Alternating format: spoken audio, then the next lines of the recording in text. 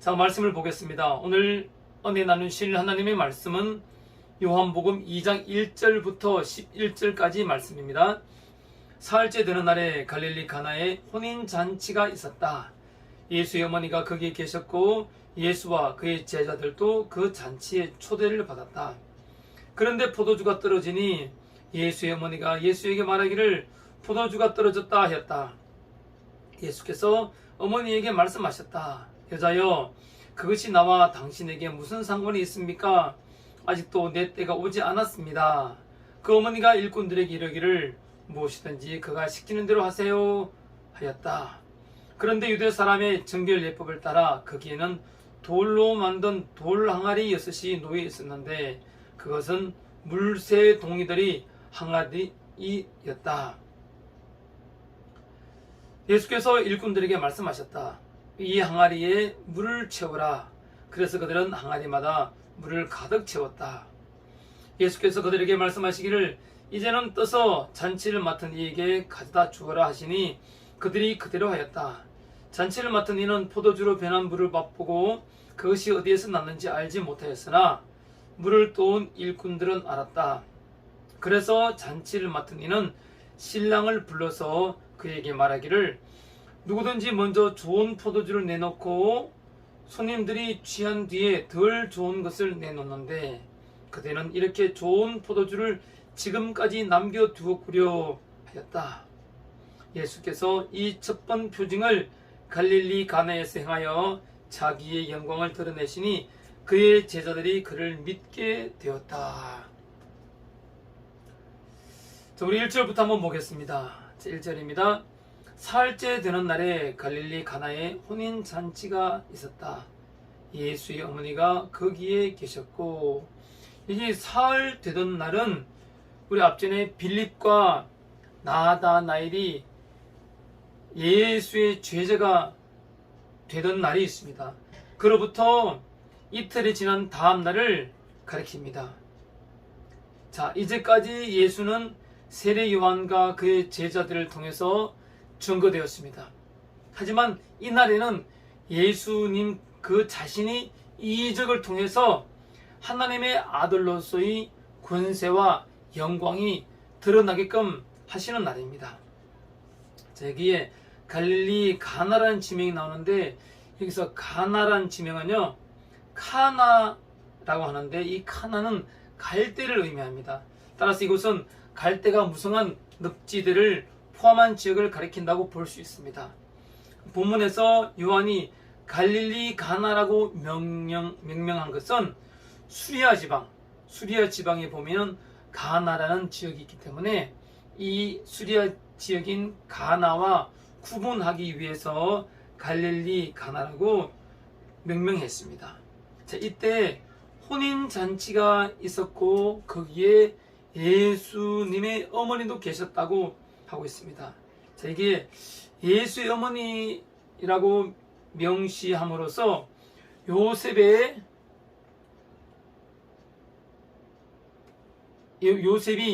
예수의 아버지죠. 육체의 아버지인데 요셉이 당시에 살아있지 않았음을 우리는 추측해 볼 수 있습니다. 만약에 살아있었다면 분명히 요셉의 아내 마리아 그리고 예수의 어머니 마리아라고 이렇게 밝혔을 것이기 때문입니다. 그래서 예수의 어머니라고만 명시함으로써 우리 요셉이 예수의 공생의 이전에 죽은 것을 알 수 있습니다. 자, 3절과 5절을 통해서 마리아가 이 혼인잔치에서 음식의 부족 유무를 소상히 알고 있었고 또 마리아가 하인들에게 그러니까 일꾼들에게 명령 또는 요청 지시할 수 있었다는 점을 볼 때 마리아는 아마도 이 잔치를 준비한 사람 중에 한 사람이었을 것이다. 그리고 주인의 사정을 잘 알고 있었을 것이다. 우리가 추측할 수 있습니다. 자, 혼인잔치의 이야기를 통해서 사도 요한은 우리에게 무엇을 알려주고자 하는 것인가? 예수님께서 이적을 행하심으로 말미암아 예수님이 하나님의 아들이심을 드러내고 하나님 나라 혼인 잔치의 그 풍성한 축복을 예표했다는 사실을 우리는 알 수 있습니다. 자, 우리 2절에 계속해서 보겠습니다. 예수와 그의 제자들도 그 잔치에 초대를 받았다. 자, 예수님과 그 제자들도 잔치에 초대를 받았다고 하는데요. 아마도 이 초대한 주인은 예수님을 잘 알고 있었던 것 같습니다. 그리고 예수의 어머니 마리아도 잘 알고 있었음에 분명합니다.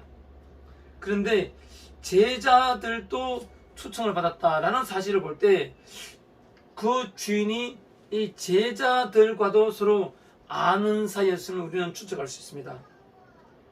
자, 여기서 예수님과 그 제자들도 그리고 많은 사람들이 초대를 받았다라는 이 구절을 통해서 우리도 하나님으로부터 천국 잔치에 초대받은 자임을 항상 기억하시기 바랍니다. 늘 우리에게 문제가 끊임없이 이어지듯이 이 혼인잔치, 이 좋은 날에도 문제가 생깁니다. 그 심각한 문제가 생기는데요. 자, 어떤 문제일까요? 봅시다. 3절입니다. 그런데 포도주가 떨어지니 예수의 어머니가 예수에게 말하기를 포도주가 떨어졌다 하였다. 자, 전통적으로 유대인의 혼인잔치는 보통 일주일간 또는 2주간에 걸쳐서 흥청스럽게 진행되었습니다. 특히 가나와 같은 작은 마을에서의 혼인잔치는 온 마을의 축제로서 치러졌을 것입니다. 그런데 이 혼인잔치에서 필수품인 포도주가 떨어진 것입니다. 행복한 혼인과 즐거운 잔치가 이 포도주의 부족으로 인해서 순식간에 경직된 분위기에 휩쓸려 버릴 위기가 닥친 것입니다. 이러한 결핍 상황은 예수께서 하나님의 아들로서의 권능을 행하실 수 있는 절호의 찬스인 것입니다. 우리의 삶도 마찬가지입니다. 우리는 살면서 많은 결핍을 느낍니다. 그런데 그 결핍이 바로 예수님이 우리를 부르는 그 순간이고 예수님이 우리 인생에 개입하고자 하시는 그 때인 줄 여러분들 기억하시기 바랍니다. 포도주가 떨어졌다는 것은 잔치를 마련한 그 주인에게는 굉장히 수치스러운 일이었습니다. 자, 마리아는 이 잔치집의 난처한 상황을 예수님께 말함으로써 예수님의 도움을 요청한 것입니다. 포도주가 떨어졌다. 마리아의 이 말 속에는 단순한 부탁 이상의 기대가 엿보입니다. 이미 예수는 고향 나사렛을 떠나서 공생의 삶을 사는 그런 상황이었습니다. 자, 세례 요한으로부터 세례를 받고 또 메시아라는 정글을 받은 사실이 아마도 마리아의 귀에도 들렸을 것입니다. 또한 마리아는 자기 자신이 동정녀의 몸으로 잉태하였다는 사실, 그리고 천사들의 계시를 받았다는 사실, 그리고 예수님이 태어나자 동방 박사들과 그리고 양치기들로부터 와서 이분이 장차 이 민족을 구원하실 그런 분이시라는 사실을 듣고 체험했고 그런 상황들을 잘 기억하고 있었던 마리아에게는 자신의 아들인 예수 그리스도에 대한 뭔가를 느끼고 있었다는 얘기입니다. 그러므로 마리아는 본문에서 예수님께 메시아적 권능 은근히 바라고 있었다는 얘기인 것입니다. 자, 이는 5절에 그 어머니가 일꾼들에게 이르기를 무엇이든지 그가 시키는 대로 하세요 라고 하였다는 점에서 더욱더 분명해지는 것입니다. 어머니 마리아의 말을 듣고 예수님께서 말씀하십니다. 4절입니다. 시작. 예수님께서 어머니에게 말씀하셨다. 여자여, 그것이 나와 당신에게 무슨 상관이 있습니까? 아직도 내 때가 오지 않았습니다. 자, 여기서 어머니 대신 여자여 라고 번역된 것이 우리말 어감으로는 무척 어색하게 들립니다. 이 말은 하나님의 아들인 예수께서 인간인 마리아에게 불렀던 하대의 호격이 아닙니다. 낮춰서 부르는 말이 아니라는 얘기죠. 이와 반대로 여자여의 헬라어 귀나이는 존칭 호격입니다. 그리스 예수는 왕후를 부를 때, 그리고 자기 아내를 다정스레 부를 때 사용된 최대의 존칭어였습니다. 따라서 이 말은 한없는 사랑을 내포한 호칭으로 보아야 할 것입니다.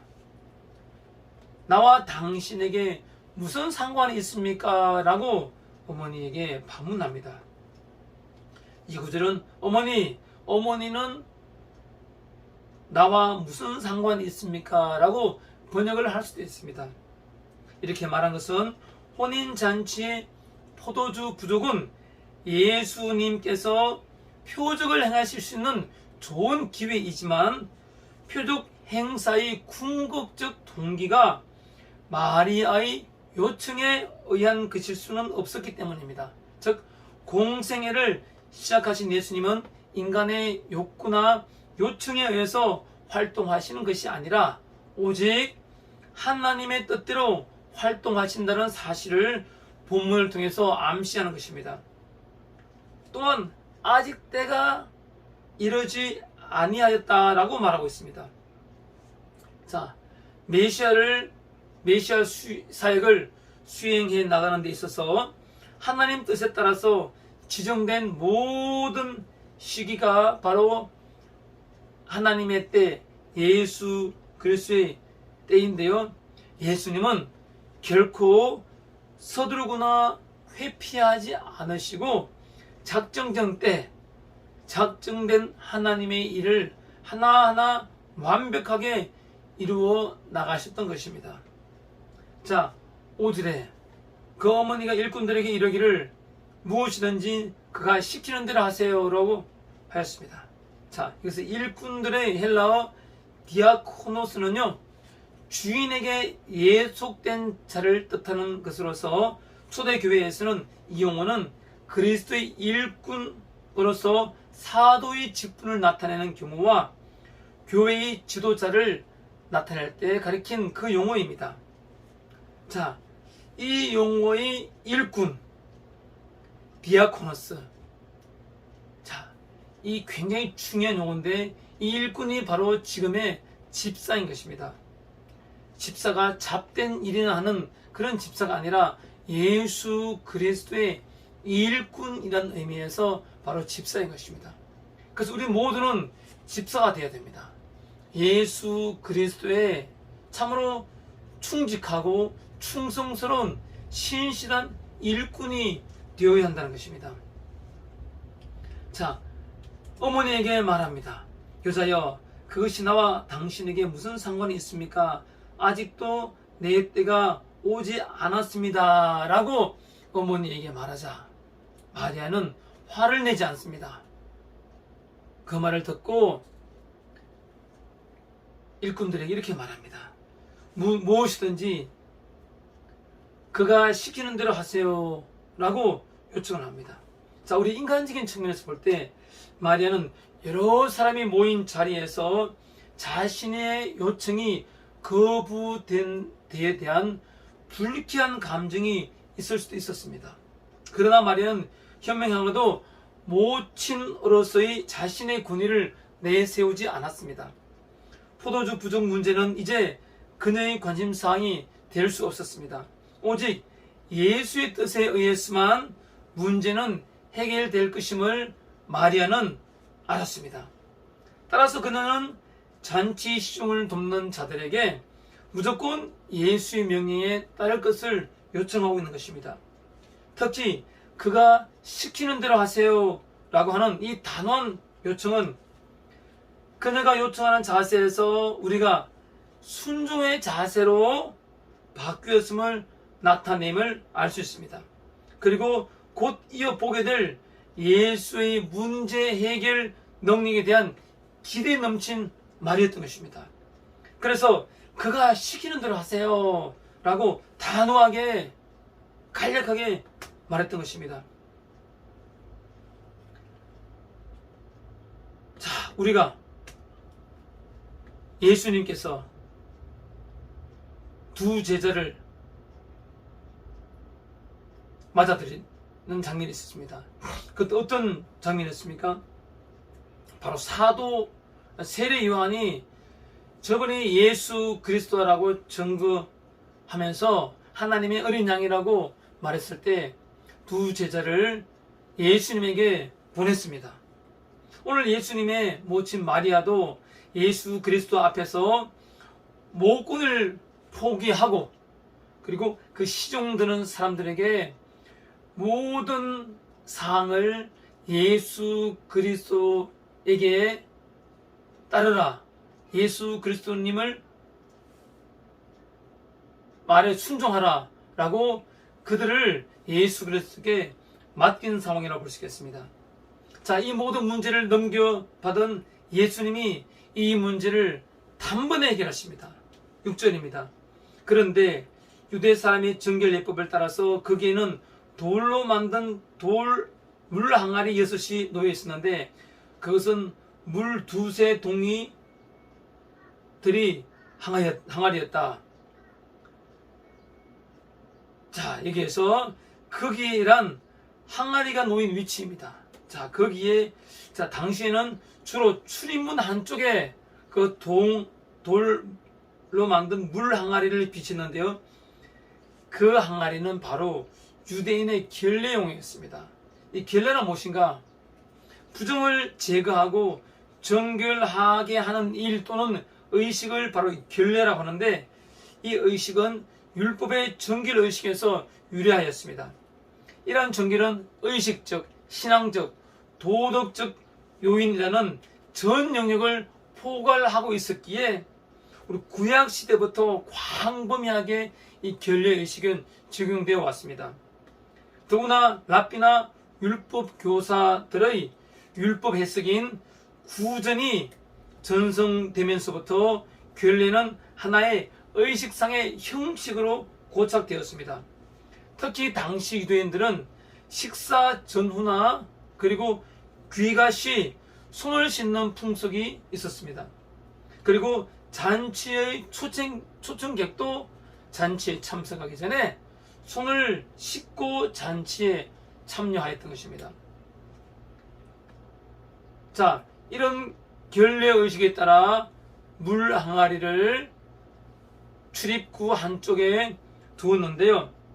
자, 이 포도주가 떨어졌다는 그 현실에 직면한 우리 예수님께서 이 물 항아리를 이용하십니다.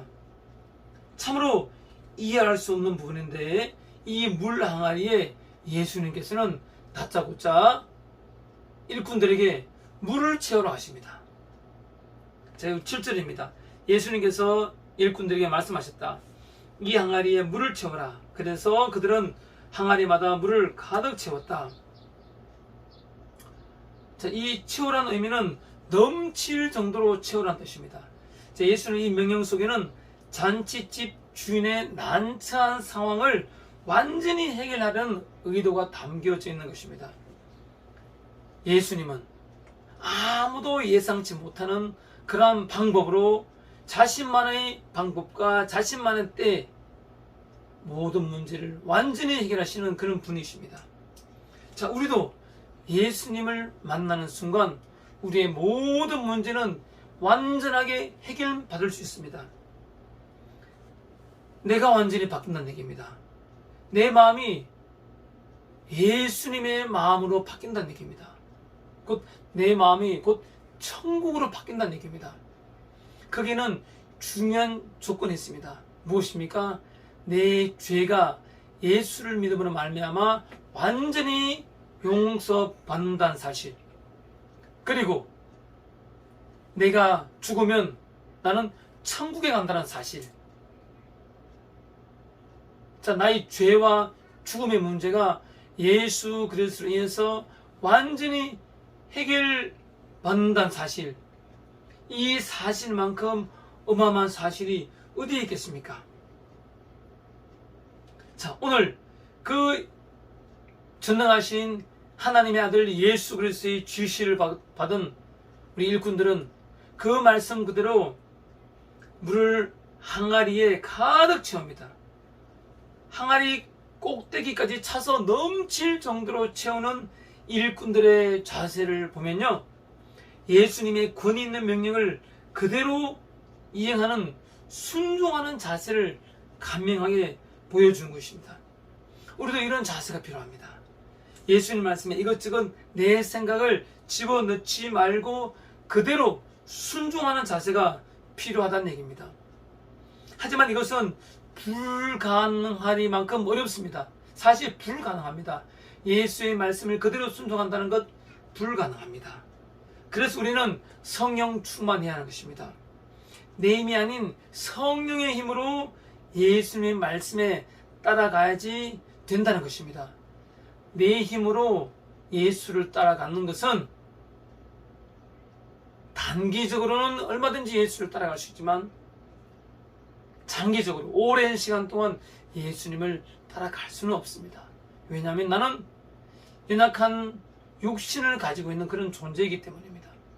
따라서 우리는 육신을 극복할 수 있는 예수 그리스도의 성령의 충만함을 통해서 내가 아닌 예수 그리스도의 마음과 예수 그리스도의 영으로 모든 삶을 예수 그리스도의 삶에 초점을 맞출 수 있게 되는 것입니다.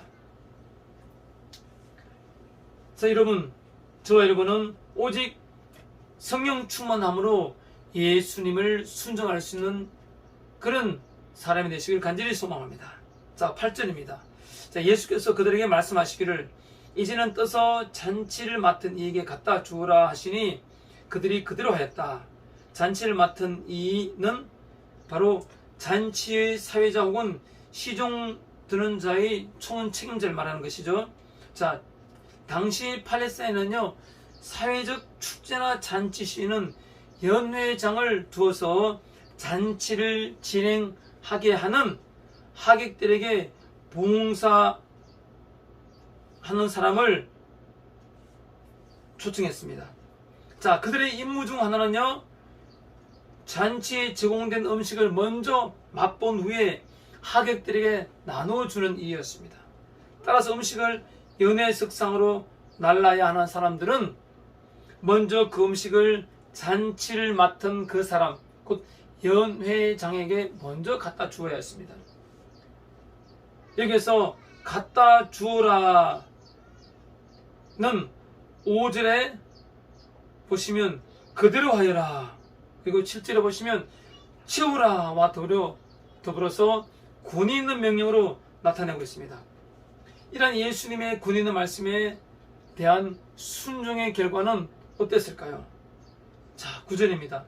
잔치를 맡은 이는 포도주로 변한 물을 맛보고 그것이 어디에서 났는지 알지 못하였으나 물을 떠온 일꾼들은 알았다.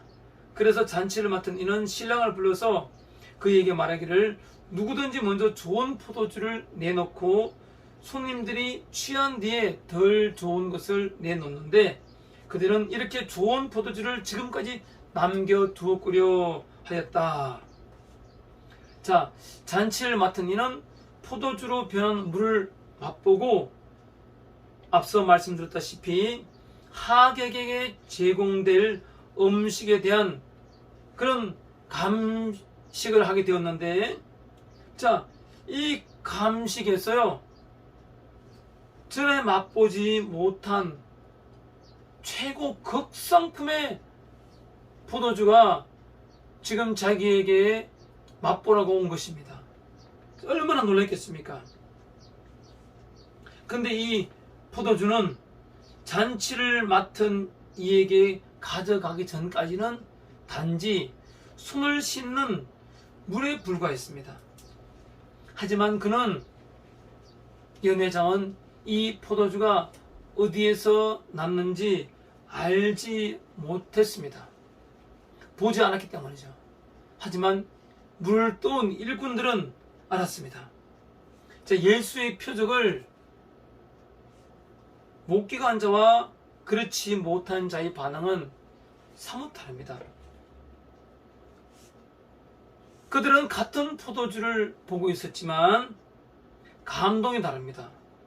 잔치를 맡은 이는 단지 없었던 포도주가 감추어져 있다가 지금 나온 것이라고 생각을 했고, 일꾼들은 이 포도주가 물이 변하여 포도주가 된 사실을 알고 있는 것입니다. 이런 표적이라는 것, 이런 표적이라는 관점에서 볼 때 사실 예수 그리스도의 최고의 표적은 바로 인류의 죄를 대속하시기 위해서 십자가를 지고 죽임을 당하시는 그런 것입니다. 그리고 이러한 사실을 깨달은 사도들은 그리스도의 복음의 전파자가 된 것입니다. 그렇지만 이런 사실을 깨닫지 못한 유대인들은 초대 교회를 박해하는 사단의 도구로 전락되고 말았던 것입니다. 따라서 본문은 참된 지식은 바로 예수 그리스도를 아는 데 있다고 우리는 깨달을 수 있습니다. 말씀이 주신 예수 그리스도, 즉 진리를 아는 것은 죄악의 세상에서 자유케 되는 길이며 영생에 이르는 길인 것임을 우리는 알아야 합니다.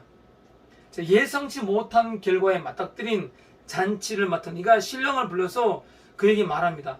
누구든지 먼저 좋은 포도주를 내놓고 손님들이 취한 뒤에 덜 좋은 것을 내놓는데 그대는 이렇게 좋은 포도주를 지금까지 남겨두었구려 라고 한 것입니다. 그래서 불러에 해당되는 헬라어는요, 소리치다, 외치다 라는 그런 뜻입니다. 그래서 포도주를 맛본 이 잔치 맡은 이에 놀람에 휩싸여서 다급하게 신랑을 소리쳐 부르는 장면을 우리는 생생하게 볼 수 있습니다. 또 물로 된 포도주 맛이 이전의 포도주보다 월등하게 최고의 극상품의 마심을 시사하고 있는 것입니다. 정결의식용 항아리에서 본질적으로 변화된 포도주처럼 예수님은 내 고집, 내 방식대로 살아온 옛사람을 변화시켜 근본적으로 새로운 생명을 갖게 하시며 죄악의 불안 속에서 근심의 나날을 보내는 저들에게 영원한 평강과 행복을 제시해 주시는 분이 바로 예수 그리스도인 것입니다. 본문은 팔레스타인의 잔치에서 포도주를 제공하는 일반적인 관례를 보여주고 있는데요. 일반적으로 주인은 손님들이 미각이 아직 살아있을 때 좋은 술을 음미하며 마시게 한 후에 손님들이 취하고 나면 질이 낮은 술을 돌렸습니다. 본문의 상황이 술이 거의 동일할 정도였던 점으로 미뤄 봤을 때 잔치 손님들은 이미 상당히 취해 있을 것입니다. 그럼에도 불구하고 회당장이 새로 들은 포도주의 맛을 극구 칭찬하는 것은 이의적으로 만들어진 이 포도주의 줄이 최고의 것임을 보여주고 있는 것입니다. 그들은 이렇게 좋은 포도주를 지금까지 남겨두었구려 라고 하고 있습니다. 질이 나쁜 포도주조차 없어서 근심하고 있던 신랑의 입장에서 볼 때 잔치 맡은 이의 이 발언은 오히려 신랑을 당혹하게 했을 것입니다. 이와 같이 예수님의 이적은 신랑의 근심을 완전히 해소시킨 것입니다. 이는 하나님의 아들이신 그리스도로 말미암아 풍성한 은혜가 인간에게 임한다는 사실을 보여주는 좋은 사례인 것입니다. 또한 예수님의 표적은 이웃에 대한 참 사랑의 가치를 빛나게 하였습니다. 예수 그리스도의 말로 없는 자의 풍성이 되는 것입니다. 우리 11절입니다. 예수께서 이 첫 번 표징을 갈릴리 가나에서 행하여 자기의 영광을 드러내시니 그의 제자들이 그를 믿게 되었다. 가나 혼인잔치 기사를 매듭짓는 이 본절은요, 이 잔치 석상에서 발생한 이적의 의의가 무엇인지를 명확하게 보여주고 있습니다. 요한은 잔치의 기간이나 신랑 신부의 이름 혹은 잔치가 끝난 후에 어떤 일이 전개되었는지는 일절 언급하지 않고 있고 모든 의미를 예수 그리스도께 집중하고 있는 모습을 볼 수 있습니다. 이 표징이라는 말을 사용함으로써 물로 포도주를 만드신 이 일이 곧 예수님의 메시아적 신성을 증거한 것임을 시사하고 있습니다. 한편 표징은 개역 개정에서는 표적으로 번역하고 있는데요. 헬라어로 세메이온이라고 합니다. 휘랍 시대의 이 용어는 신의 의지를 인간에게 나타내는 표징으로서 이 세메이온이라는 이 단어가 사용되었습니다. 이 용어는 하나님의 구속 의지를 사람들에게 확실하게 보여주기 위한 징표인 무지개, 할례, 유월절 어린 양의 피 등은 하나님의 영광을 수반하며 예수님께서 하나님의 아들이심을 믿게 하려는데 그 목적이 있었습니다. 그런데 여기에 이것이나마 기록한 목적은 여러분으로 하여금 예수가 그리스도요 하나님의 아들이심을 믿게 하고 또 그렇게 믿어서 그의 이름으로 생명을 얻게 하려는 것이다 라고 요한복음 20장 31절에 기록하고 있습니다. 따라서 표적은 그 자체로서 중요한 것이 아니라 표적의 주체를 믿는 그 신앙이 중요하다는 사실입니다. 역사상 최대의 표적은 그리스도의 죽음과 부활인 것입니다. 이것이 곧 복음입니다. 이 표적을 통해서 죄자들의 믿음이 더욱 굳게 되었음을 밝히고 있습니다. 자, 이 구절에 나타나 있는 교훈은요, 우리 모두에게 적용될 수 있습니다. 왜냐하면 지금은 장성한 믿음을 지닌 자도 처음에는 그 믿음이 초보적이었을 것이고 또 믿음이 있어서 더 이상 진보가 필요 없을 정도로 온전한 믿음을 지닌 자는 아무도 없기 때문인 것입니다. 그런 점에서 이미 믿음을 지닌 자들도 그들의 믿음의 목표를 향하여서 날마다 진보해 나간다는 점에서 믿기 시작한다라고도 말할 수 있는 것입니다. 그런 믿음을 시작한 자들은 늘 진보하기 위해서 애쓰는 것이 마땅합니다. 또한 이 구절은 이적들이 가져다 주는 열매 또는 유익도 볼 수 있습니다. 즉 이적들은 믿음의 확정과 진보를 위한 것이어야 한다는 것입니다. 그러나 그 외에 다른 목적으로 이용하는 자들은 이적들의 원래의 용도를 훼손하고 변절시키는 것입니다. 사람들의 믿음을 매장시키고 사람들의 마음을 그리스도에게서 떠나게 하며 피조물들에게로 향하게 할 목적으로 자신들의 가공의 이적들을 자랑한 자들을 우리는 경계해야 한다는 것입니다. 예수님의 이적과 표정은 우리의 일상생활에 있어서도 성도의 신앙의 체험으로 나타납니다. 말씀에 따라 사는 삶이 곧 하나님의 뜻임과 아울러 세상의 빛과 소금이 되는 그런 삶인 것입니다. 자, 결론 짓습니다. 오늘 예수님은 물로 포도주를 만드는 그런 기적을 행하셨습니다. 자, 그 기적의 목적이 무언가? 오늘 사도 요한은 예수님이 하나님의 아들이심을 나타내고 그 영광을 드러내는 것이라고 그 목적을 분명히 밝히고 있습니다. 여러분, 우리 예수를 따르는데 왜 따르고 있습니까? 무엇 때문에 예수를 믿고 있습니까? 오늘 성경 말씀은 분명히 말씀하십니다. 예수님의 표적과 이적은 예수 그리스도께서 하나님의 아들이시며 하나님의 영광을 나타내기 위한 그 목적이라고 분명히 밝히고 있습니다. 그런데 수많은 사람들은 예수를 따르면서 예수를 믿지 않고 예수님을 이용해서 예수님을 통해서 얻는 이익을 추구하고 있습니다. 그건 잘못된 신앙입니다. 그것은 사람들을 매장시키고 그리스도로부터 떠나게 하는 것입니다.